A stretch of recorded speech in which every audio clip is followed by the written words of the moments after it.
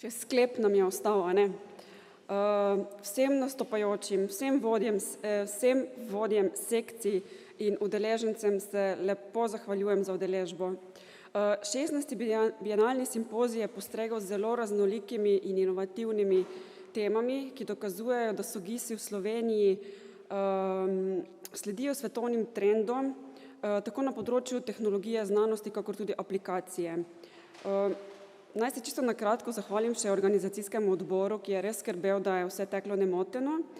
Simpozij smo pripeljali do konca, ampak preden zaključimo strokovni del in preidemo na druženje ob šampanjcu in torti, ki že čaka od zadaj, pa bi rada povabila na oder še dve osebi, ki sta z GIS-i v Sloveniji že od samega začetka, od zibelke, bodisi kot člane organizacijskega, znanstvenega ali uredniškega odbora ali kar oboje.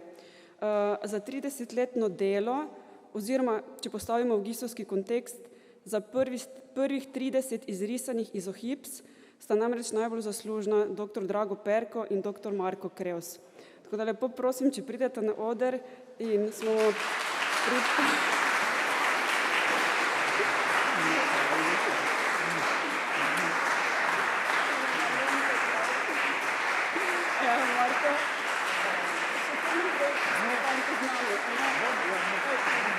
In pa še nekaj, nista še končala, hkrati pa bi vaju povabila, da sta prva, ki zarežeta v torto, in sicer imata vsak svojo torto. In vse udeležence vabim, da se pač pridružite, sedaj bomo pač razdelili torto, nazdravili šampanjcem in še enkrat hvala, upam, da ste se imeli lepo z nami in se vidimo čez 2 leti.